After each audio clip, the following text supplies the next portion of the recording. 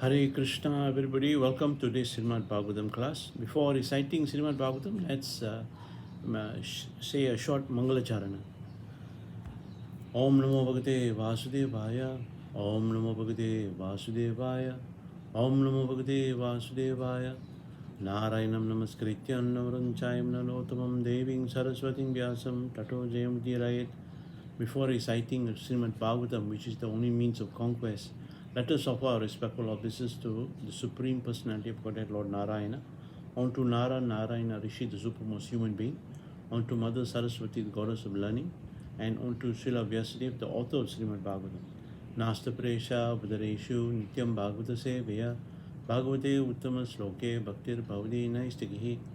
By regularly attending Srimad Bhagavatam class and by rendering service to pure devotees, all that is troublesome to the heart is almost completely vanquished, and loving devotional service onto the lotus feet of the Supreme Personality of Godhead, Lord Krishna, who is praised with transcendental songs and poetry, is established in one's heart as an irrevocable fact.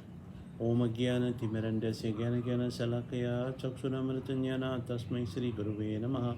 I was born in the darkness of ignorance, and my spiritual master opened my eyes with the torch of transcendental knowledge. I offer my respectful obeisances on Jun. Nama Om Vishnu Padaya Krishna Pristaya Bhutare Srimite Jayapata Goswami Tinyamni Nama Acharya Pidani Tai Kripa Pidani Gora Kajitam Dai Naragram Tani Jai Sri Krishna Chaitanya Prabhu Nityananda Sri Advaita Gadadara Srivasadi Gaura Bhakta Vrinda. Hare Krishna Krishna Krishna Hare Hare Hare Rama Rama Rama Hare Hare. So today we are reading from Srimad Bhagavatam, Canto 10, Chapter 89, chapter entitled Krishna and Arjuna Retrieves a Brahmana's Son, texts 14 to 17.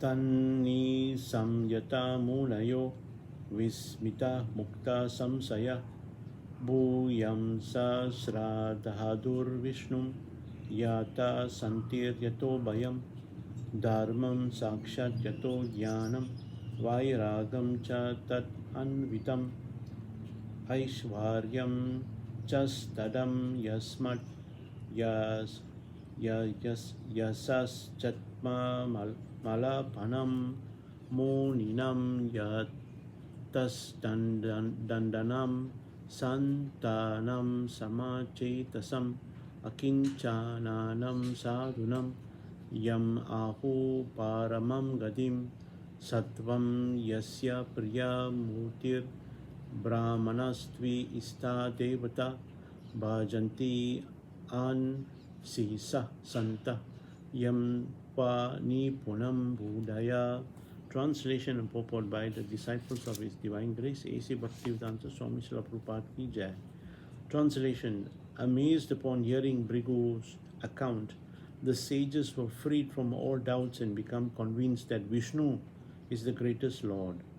For him comes peace, fearlessness, the essential principles of religion, detachment with knowledge, the eightfold powers of mystic yoga, and his glorification, which cleanses the mind of all impurities.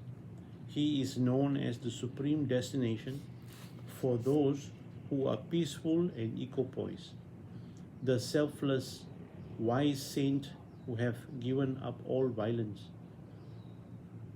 His most dear form is that of pure goodness, and the Brahmanas are his worshipable deities, persons of keen intellect who have attained spiritual peace worship him without selfish motives.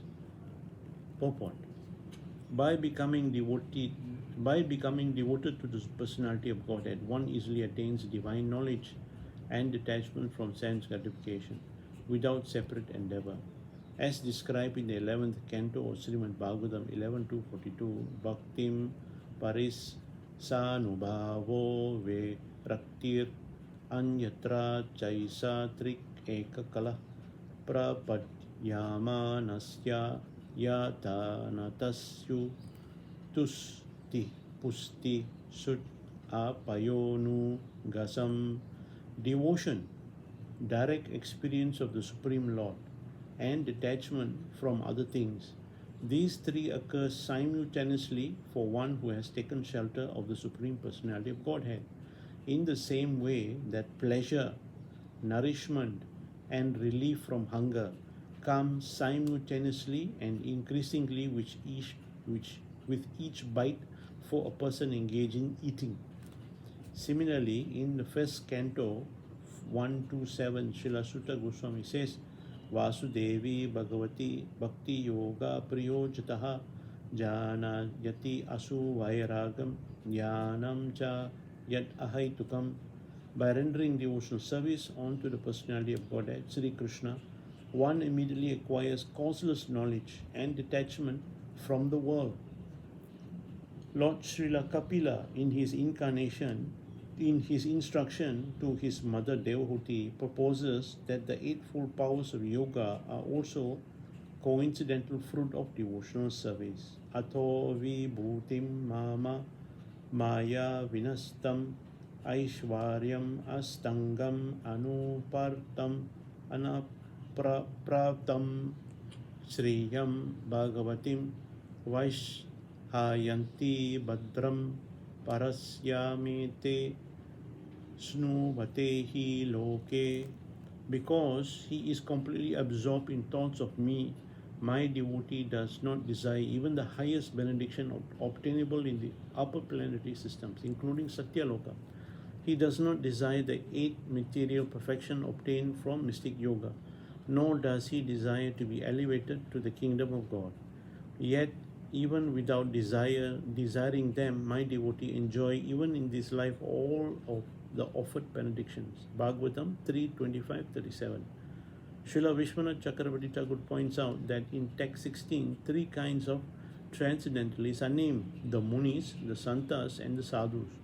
These are in order of increasing importance: persons striving for liberation, those who have attained liberation, and those who engage in pure devotional service to Lord Vishnu.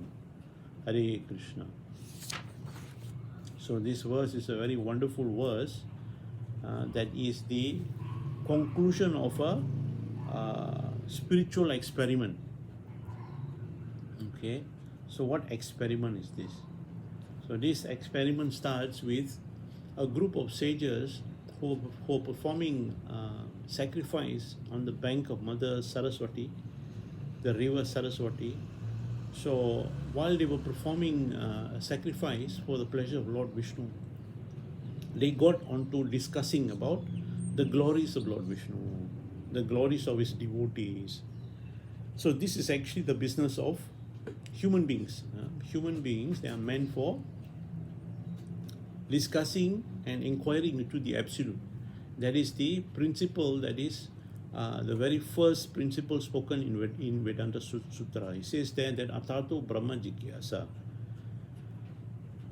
This specialty of this human form of life, that is that we should inquire into the Absolute. We should inquire into that in which we can solve our the problems of material life, solve the problem of repeated birth and death. So these sages, they were discussing as how we are discussing now here. Actually, this Srimad Bhagavatam class is an attempt by all of us, our humble attempt into engaging our minds, our intelligence, our time in glorifying the Supreme Lord by reading Srimad Bhagavatam. And Srimad Bhagavatam is about the Supreme Lord from the lips of his pure devotee. So in Vedanta Sutra, he says there that one should inquire into the Absolute. Inquiring is a very good start. We should note that to inquire simply by inquiring and engaging our tongues and our ears in glorifying the Supreme Lord, once one acquires all the qualities required for liberation simply by hearing and discussing. So it is important for us to know that hearing and discussing here means that not just hearing and discussing and then forgetting about it. No, that is the wrong idea. Hearing and discussing here is hearing and discussing about the Supreme Lord and his devotees with the intent of putting it into practice in our life. So these sages, while they were discussing about the Supreme Lord Narayana and also his pure devotees, they came to some conclusion. They came to some conclusion. So this conclusion they wanted to verify it. So what they did was they appointed one sage by the name of Bhrigu Muni. This Bhrigu Muni, he is the son of Lord Brahma. So they wanted Bhrigu Muni to go and answer this one question. What question is that? That they wanted to find out who is the Supreme Personality. Is it Lord Brahma? Is it Lord Shiva? Or is it Lord Vishnu? So when this Bhrigu Muni was appointed and he was given the task by the sages to find out who is the greatest, who is the greatest among all his three personalities, Lord Brahma, Lord Shiva, and Lord Vishnu. So the first thing that Bhrigu Muni did was he went to see his father, Lord Brahma. So when he went to see his father, Lord Brahma, what happened was he entered the court of Lord Brahma and he did not give respects to his father.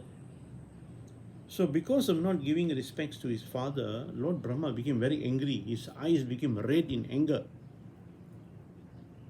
So Bhrigu Muni noticed this. He said, oh, just because I didn't give any respects to my father, he became very angry. So that's how Lord Brahma was knocked out. But at the same time, Bhrigu Muni noticed that as soon as his father became angry, he calmed himself down.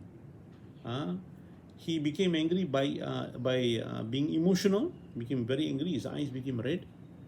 But at the same time, with the use of his intellect, he calmed himself down. Okay. Second, this Bhrigu Muni decided to go and see Lord Shiva. So this Lord Shiva and Bhrigu Muni, they are both related. They are both brothers. They come from the same father, that is Lord Brahma. So when Lord Shiva in Kailasa saw Bhrigu Muni approaching, he was so happy. Lord Shiva got up and with his open arms, he said, please come, my brother, I haven't seen you for a long time, I want to hug you. So when Bhrigu Muni came there, he said, no, I don't want to hug you, you're a heretic. You are dirty, you're covered with, crematorium ash, you got a gallon of skulls, you're not fit to be touched. So when Lord Shiva heard this, immediately he became very hurt and he became very angry. Immediately he took up his trident, he wanted to kill his brother, Bhrigu Muni. So when Parvati saw this, immediately she fell at her husband's feet. Parvati fell at the feet of Lord Shiva and she calmed him down. So Bhrigu Muni saw this and he said, Lord Shiva also knocked out already. He said, I said some harsh words to him, he became angry. So third, what happened was, this Bhrigu Muni went to see Lord Visnu. At his abode in the ocean of milk. So when Bhrigu Muni arrived in the ocean of milk, there's a planet with this ocean of milk. Lord Vishnu was lying down, his head was lying on the lap of Lakshmi Devi. So when Bhrigu Muni came, he saw this. What he did was, he ran towards Lord Vishnu and kicked Vishnu on his chest while he was still lying down on the lap of Lakshmi Devi. So, so you all must be wondering, what is this lap? So what happened?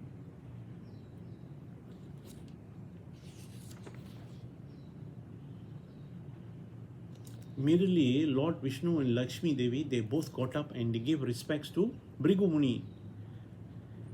And Lord Vishnu, see what did he say? This is what Lord Vishnu said. After being kicked in the chest while lying down his head on the lap of Lakshmi Devi, Lord Vishnu said, please purify me, my realm and the realm of the universe, the universal ruler, devoted to me by giving us the water that has washed your feet.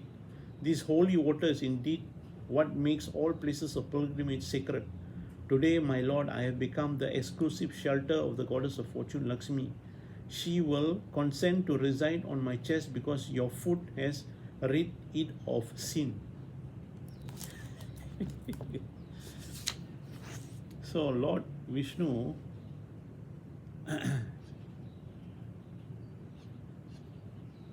Lord Vishnu, he said to this Bhrigu Muni after being kicked on the chest, he says, "My dear Bhrigu Muni, are you okay? Is your feet okay?" Immediately, Lord Vishnu came to grab the feet of Bhrigu Muni and ask him, "Is your feet hurt? Did you hurt yourself? Because my chest is actually very, very hard like a thunderbolt." And he says here that, "Please purify me. Because my realm and the realm of the universal rulers devoted to me by giving us the water that has washed your lotus feet." It says, "I, Lord Vishnu, have become purified simply because of the water that has washed your feet, that have just kicked my chest now. This holy water is indeed what makes all places of pilgrimage sacred. Today, my Lord, I have become the exclusive shelter of the goddess of fortune, Lakshmi. She will consent to reside on my chest because your foot has rid it of all sins." So when Bhrigu Muni heard such humble reaction from Lord Vishnu, he became choked up with emotion. He was filled with devotion, and tears rolled down his eyes. He had nothing to say. He just got up and he left. So this is a very, very interesting pastime. So after this pastime happened, this Bhrigu Muni went to give his report to the sages, and this is what he said. Amazed upon hearing Bhrigu Muni's account, the sages were free from all doubt and become convinced that Vishnu is the greatest Lord. For him comes peacefulness, fearlessness, the essential principle of religion, detachment with knowledge, the eightfold powers of mystic yoga, and his glorification, which cleanses the mind of all impurities. He is known as the supreme destination for those who are peaceful and equipoised, the selfless, wise saint who have given up all violence. His most dear form is that of pure goodness, and the Brahmanas are his worshipable deities. Persons of keen intellect who have attained spiritual peace worship him without selfish motives. So this is the report that the sages who appointed Bhrigu Muni go and find out. This is the report they got from Bhrigu Muni. First, let's look at what was the first line. Amazed upon hearing Bhrigu's account, the sages were free from all doubt and become convinced that Vishnu is the greatest Lord. So this is a lesson for all of us that yes, attending class, acquiring knowledge is all very good, but simply acquiring it is the first step. The ultimate goal is to convert this knowledge, jnanam, into vijnanam. Vijnanam means realized knowledge. The way we do that is by following in the footsteps of the acharyas. We Hare Krishnas, we follow in the footsteps of Chaitanya Mahaprabhu and his disciples and his devotees. Simply acquiring knowledge is good. It's very good to have the knowledge, but this knowledge by itself will not remain with us unless we put it to practice. So putting what we learn into practice is very, very essential for the perfection of our human life. The purpose why we have this human form of life is that we should practice this transcendental art of devotional service. That's the reason why we have books, we have association of devotees, and we have centers around the world, so that all of us can come together, like-minded people come together, and we practice devotional service. And we must practice this in such a way that we remove any doubt in our mind. This is free from all doubt and become convinced that Vishnu is the greatest Lord. Okay, the only way that can happen is if we put it into practice.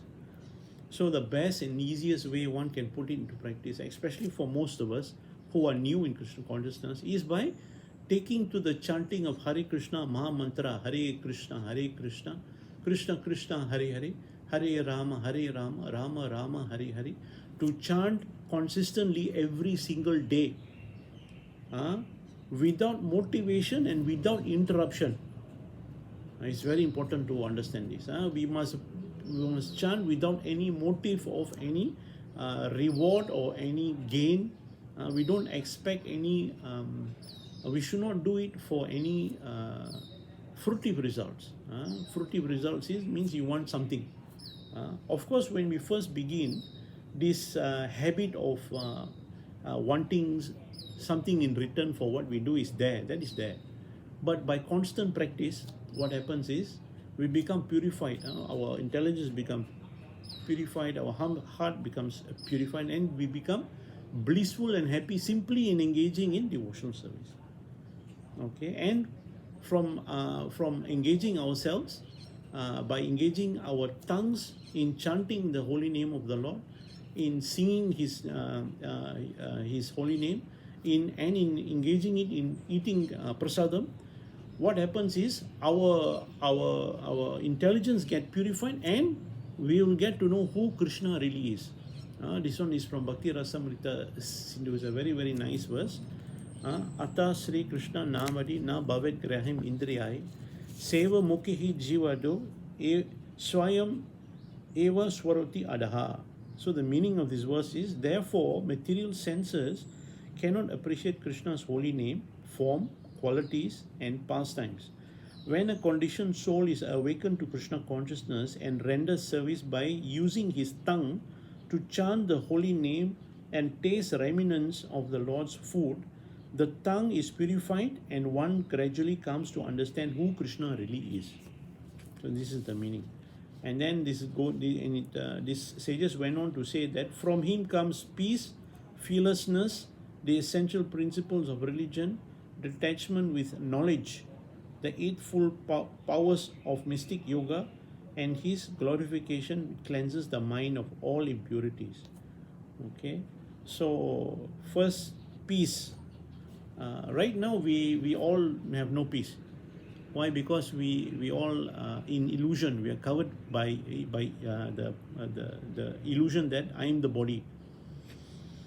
So everybody is in fear right now. There is a pandemic, there's epidemic, there's all kinds of natural disasters. There's earthquake, there's tsunami, there's floods, there's drought. We are constantly in fear. With this fear is based on the fact that we think that we are the material body. When we think we are the material body, what happens is all that happens to the body becomes our pain and suffering. But in Bhagavad Gita, Krishna says we are not this material body. We are the eternal spirit soul. The spirit soul is occupying this body, just like how this shirt is sitting on this material body. The essential principles of religion. The essential principles of religion is to, number one, to know who you are. Number two, to know the origins of who you, where you came from. And number three, to establish the long lost relationship between the self and the super self. That is basically the principle of religion. That is called devotional service. And this devotional service is not exclusive to only Srimad Bhagavatam. Srimad Bhagavatam is presenting the truth.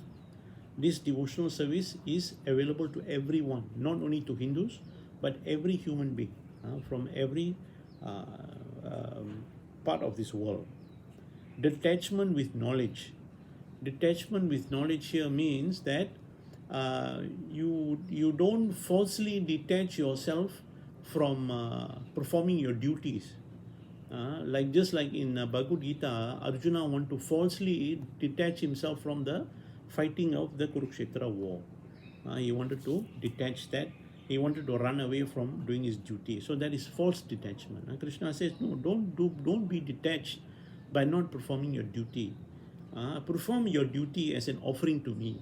The ultimate lesson in Bhagavad Gita is, whatever your duty is, do it as an offering for Krishna's pleasure, not for your pleasure. You do it out of duty.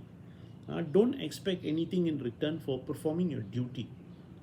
So by having such a detached attitude, what happens is, whatever one performs in terms of performing your duty, whether you do it right or wrong, whether you do it piously or sinfully, because we are doing it for the pleasure of Krishna, what happens is no karma. No karma means no repeated birth and death. No repeated birth and death means no karma. Akarma means then you get liberation. At the end of your life, you get liberation. The eightfold powers of mystic yoga and his glorification. So these eightfold powers of mystic yoga here is indicating that when one performs devotional service, one is not bereft of anything else like what dharma, artha, kama, and moksha. Dharma means religiosity, artha means profit, assets, kama means sense gratification, and moksha is liberation from this material world. You are not bereft of it. At the last verse in chapter 8 is a very nice verse. I always remember this verse, but I cannot remember the actual verse.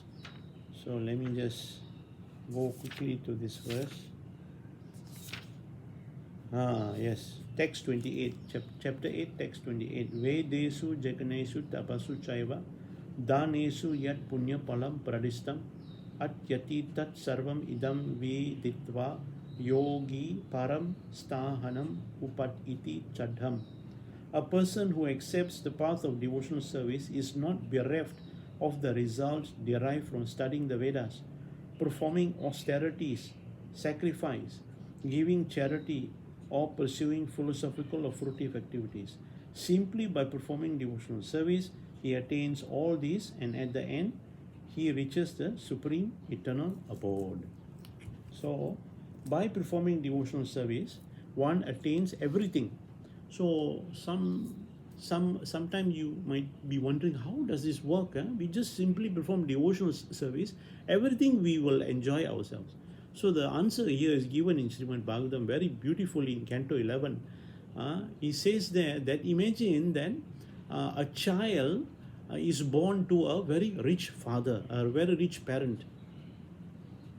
So simply by this child being obedient to the parent, what happens is, because the parent are very opulent, they're very rich, they're very powerful, automatically, simply by being obedient, the child also enjoys everything the parents has. The father has a lot of money, the child also enjoys. The father is famous, automatically the child also becomes famous. The father is very intelligent, the father will impart such intelligence to the child. So you see, simply by being obedient, being obedient to Lord Visnu, to Lord Krishna, simply by being obedient, all the opulence that is available to Krishna is also available to his pure devotees. So this is the analogy given in Srimad Bhagavatam. He is known as the supreme destination for those who are peaceful and eco-poised. So this is actually very important criteria. This experiment done by Bhrigu Muni is to find out who amongst Lord Shiva, Lord Brahma, and Lord Vishnu has the pure mode of goodness. Because this pure mode of goodness is very important, simply because it is the best possible position for one to be in for liberation and to perform devotional service. So in this story here of Bhrigu Muni, this Bhrigu Muni, interestingly, he committed three kinds of offense. Okay, the first offense that he committed to his father, Lord Brahma, was the offense of the mind. Okay, the offense of the mind. Because when this Bhrigu Muni, when he first went to see his father, he did not give him he didn't give him any respects. He didn't show any respects. So that is the offense of the mind. Okay, the second kind of offense is the offense that Bhrigu Muni did to his brother, Lord Shiva. So when Bhrigu Muni went to see Lord Shiva, what he did was he said something very harsh. He said, "Oh, you are so dirty, I cannot hug you. You're not qualified to be a saint, how can I hug you like that? So Lord Shiva, being Ashutosh, he's easily pleased and easily angered. So when you insult someone, obviously they'll be hurt. So Lord Shiva, he was offended by the way of spoken word, by mouth. And the third offense that Bhrigu Muni committed was physical offense by kicking Lord Vishnu on his chest. So this is the three offenses. So I found it very interesting. These three offenses is very interesting. It started with the offense of the mind, and then it went on to offense of the word, spoken word, and then offense of the physical body. Among these three, the grossest offense was the offense of kicking Lord Vishnu on the chest. And the most subtle offense is the offense of the mind. So I was thinking to myself, today, if you go to YouTube or you surf the internet, you'll see there will be a lot of experts out there. They will be talking about a lot of very scientific things like passive aggressive, micro offense, micro violence, and all this. Now only they're discovering all these facts. But I was wondering, this fact here is discussed here very scientifically in Srimad Bhagavatam, and Srimad Bhagavatam was written 5,000 years ago. The offense of the mind is very, very powerful, because I think all of us have experienced offense of the mind. Offense of the mind is something whereby somebody has a very low opinion of you, okay? But he doesn't voice it out, he doesn't act it out. But the person who's been looked down upon knows that he is being looked down upon. Why? Because the person who has then a low opinion of you, he will inadvertently by his action, he will behave in such a way that will convey the message that I don't respect you. Okay, this is very true for those who are boyfriend, girlfriend, husband, wife, friends, and of course at place of work. You have your boss, your colleagues. Some of them, they might not have a good opinion of you, and sometimes they treat you very badly by subtle behavior, subtle things, like when you're talking and you're explaining something, they'll just cut you off. Like what you say is not important. What I say is more important. So these kind of things, So being in such an environment is very, very difficult to overcome, because the impressions made upon the person who is offended is very difficult to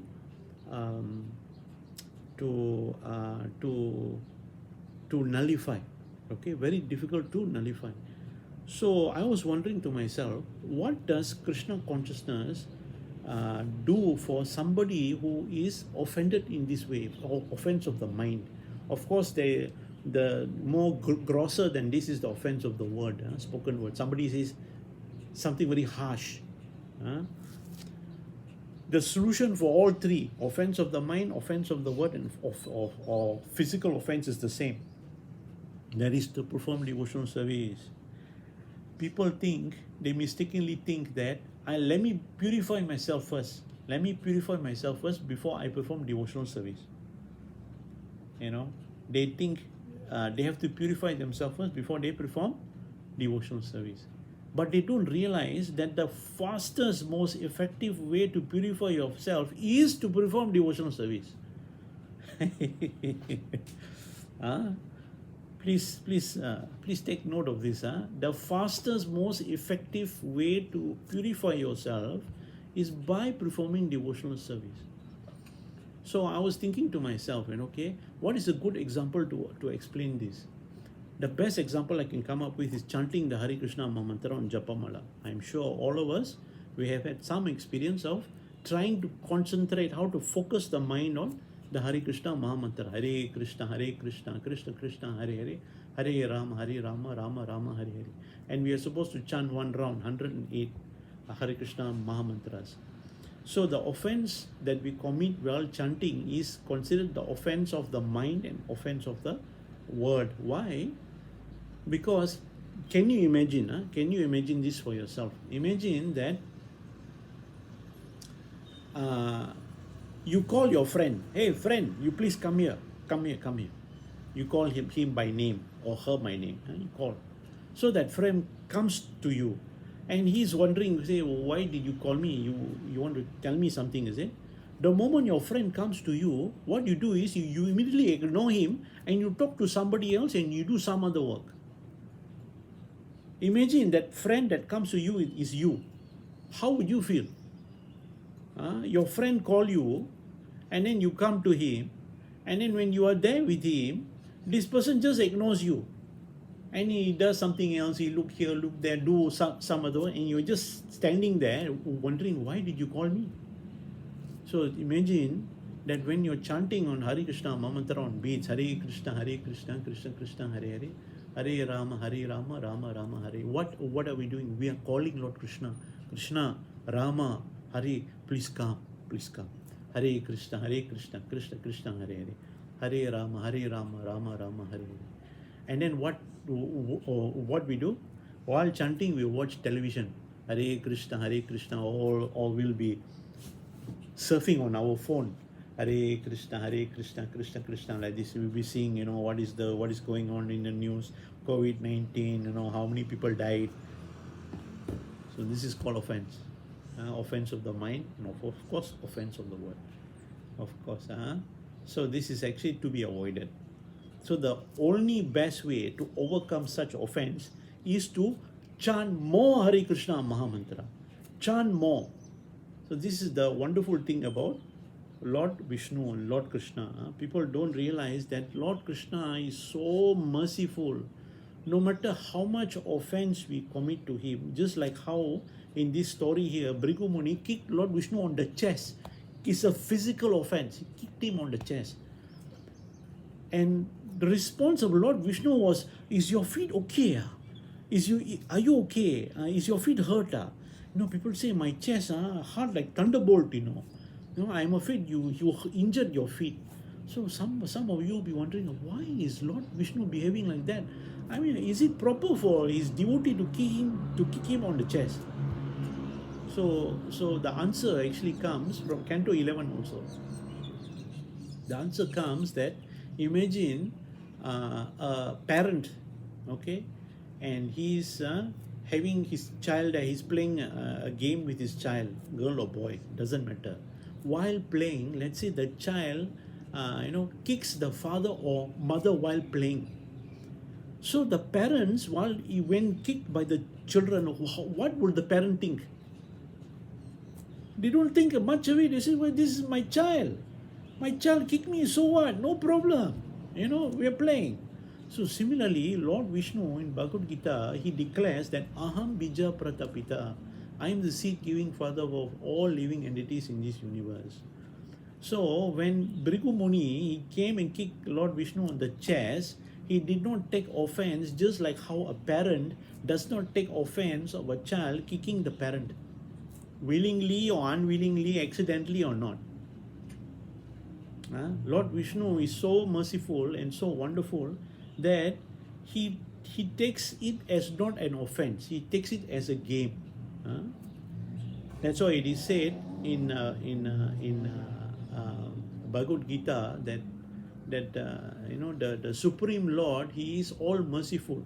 For him, he is equal to everyone. He does not discriminate towards anyone. And simply one who worships him in whatever way, if we worship the Supreme Lord in love and devotion, the Lord will reciprocate with love and devotion. If you worship him by anger and enviousness, he will reciprocate like that also. Like in the case of like Kamsa and Ravana, they were very envious of Lord Vishnu. They wanted to fight with Lord Vishnu. So Lord Vishnu came and Krishna came and fought with them and killed them. But all of them, whether they are devotee or demon, whether they are blessed or they are killed, the ultimate result is the same. He is not partial to anyone. Everybody got liberation. Kamsa got liberation, Ravana got liberation, all the demons he killed got liberation. How you approach him, that's how he will reciprocate with you. So in this pastime, there are a few points that Srila Prabhupada made that was very, very interesting. I thought it was good to mention here. Number one is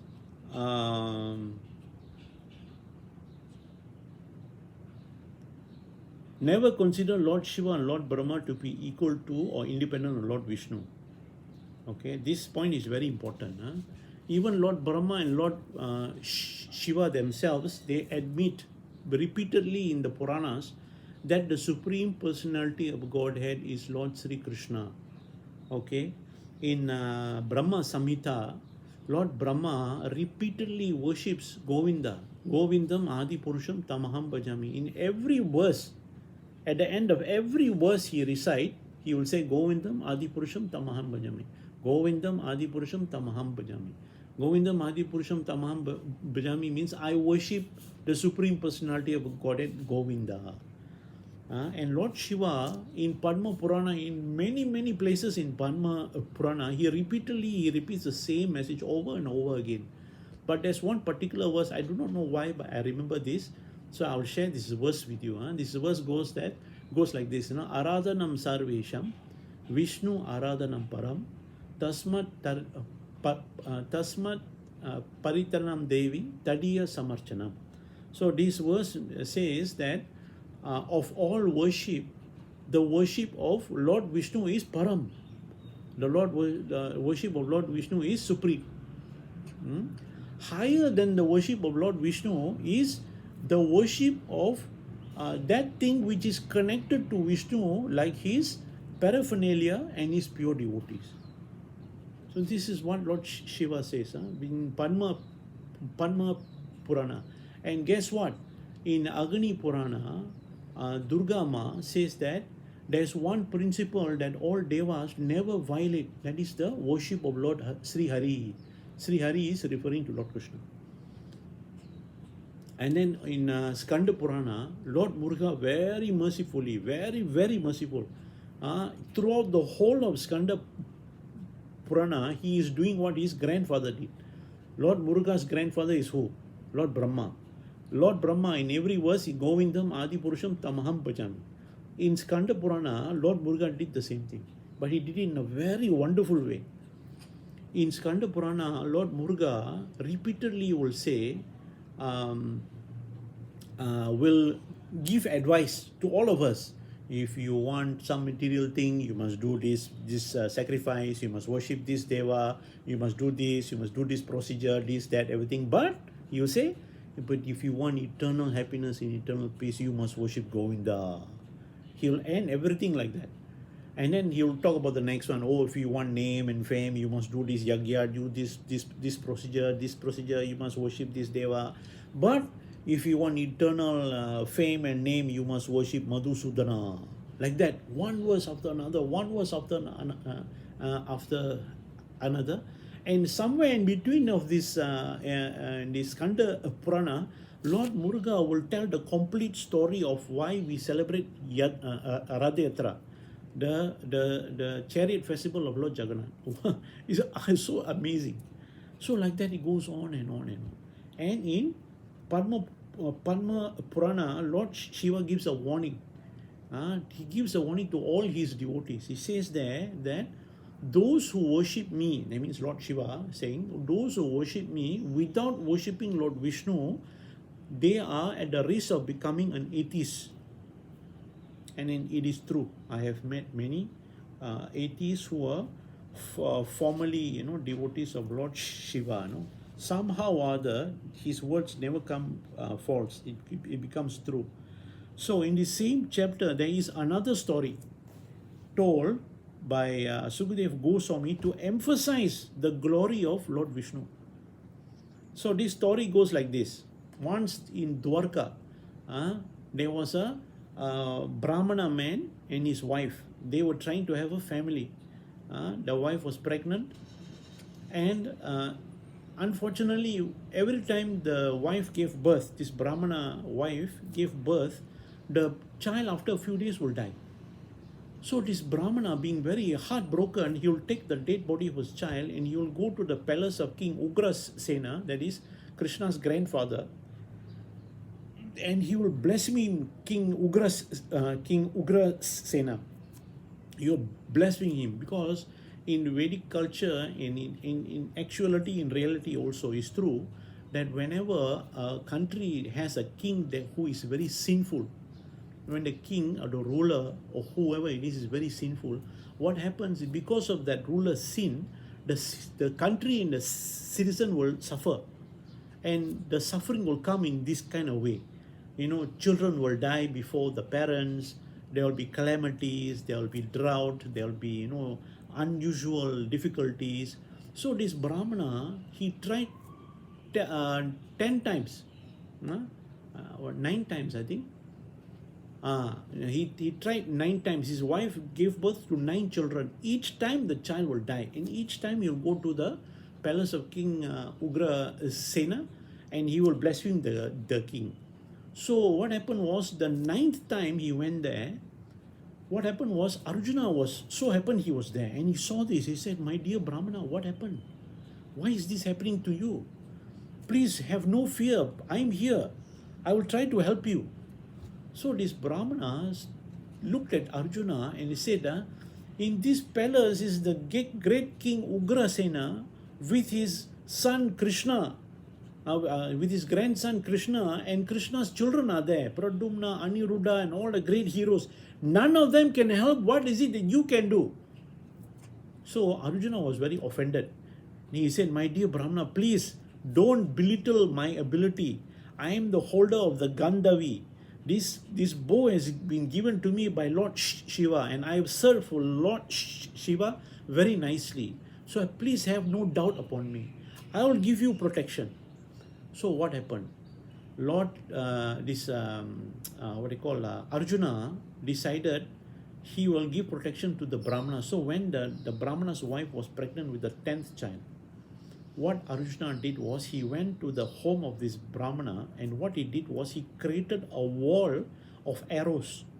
He created a wall of arrows to protect the wife, the pregnant wife, and the Brahmana from any attack from anywhere.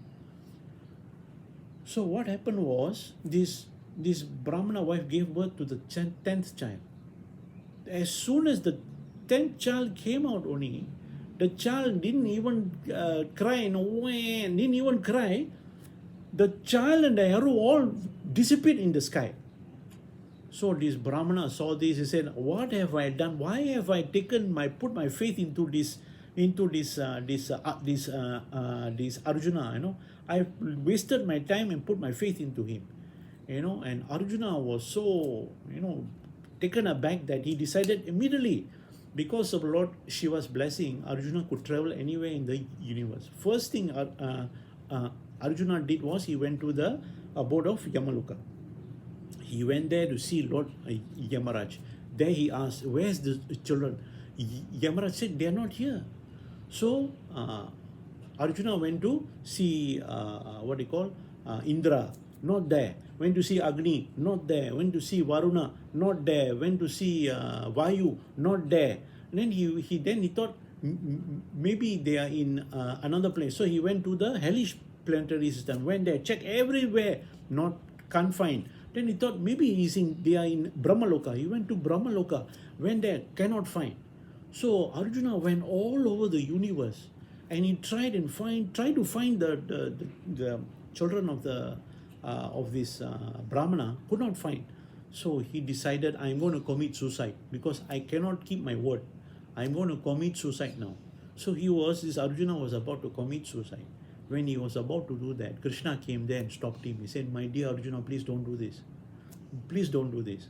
I know where the children are. You please follow me."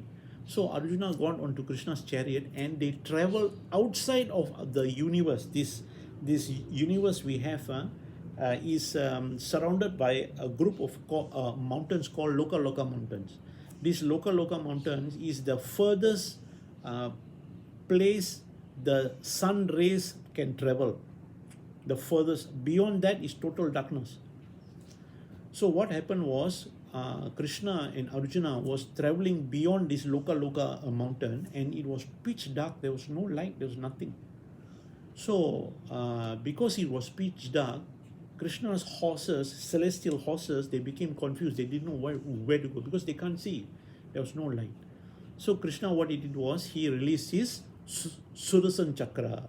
Sudarshan Chakra emitted so much light that it illuminated the realm like it was another sun. So what happened was they traveled to Brahma Jyoti. So Krishna and Arjuna, when they approached Brahma Jyoti, what happened was the Brahma Jyoti, the effulgence of Brahma Jyoti was so bright that this Arjuna could not stand to open his eyes. He had to shut his eyes. So they passed through Brahma Jyoti and they came to the Kaushal Ocean where Maha Visnu was. So they entered the water of Kaushal Ocean, and Arjuna saw within the Kaushal Ocean there was a huge celestial city, so opulent that he could not even believe his eyes. He went in there, and there in the city was Ananta Sesa with Maha Visnu. And it is described here in Srimad Bhagavatam in this chapter that Ananta Sesa was blue in color and his tongue also was blue in color. And Maha Vishnu was also, he was purple with, decked with so much opulence, so attractive, so beautiful. And he had red lips. So when Krishna and Arjuna appeared there, Maha Vishnu was so happy. He said, "I'm so glad you have come." Krishna came there, he gave respects to Maha Vishnu. And Maha Vishnu said, "I'm so glad you have come." So Krishna asked, he said, why did you take the children of the Brahmanas? So Maha Vishnu replied, he says, "How else am I able to see you? I wanted to see Krishna and Arjuna. I'm so happy." So after Krishna and Arjuna giving respects to Maha Vishnu, they asked Maha Vishnu for blessings. So Maha Vishnu blessed them. He says, you two, please go back to the earthly realm, and I want you to stay there as Nara and Narayana Rishi in Badrika Ashram, and bless that realm with auspicious transcendental knowledge until the end of time. So today in India there is a place called Badrika Ashram, and until today this Narayana Rishi, Nara is Lord Krishna and Narayana Rishi is Arjuna. They are still there in Badrika Ashram, and those who perform devotional service, they can get darshan if they are merciful enough. If you go there, you can get their darshan. By simply going to Badrika Ashram, one can feel their presence. It's a very, very auspicious, very holy place. It's up north in the Himalayas. Okay, so this pastime is very interesting, that even Lord Vishnu, Maha Vishnu, for your information, for some of you who don't know, Maha Vishnu is the one from whose breath, when he exhales, universes are created. When he sweats, universes are created from his sweat. So even that Maha Vishnu, he wanted to get darshan of Krishna and Arjuna. Therefore, he created this situation. He kidnapped the children of this Brahmana. And Krishna told Arjuna, said, "Don't worry. Once we return these children of this Brahmana to this Brahmana will chant our glories until the end of time. Don't worry about him blaspheming us." So this is the story from this chapter, and this story here emphasizes the point that among all the worshipable personalities, the worship of Vishnu is supreme, and those who worship Lord Vishnu will acquire the qualities of Lord Vishnu. That is, he is very, very merciful and very compassionate to all living entities. Hare Krishna. I shall end here. Thank you very much.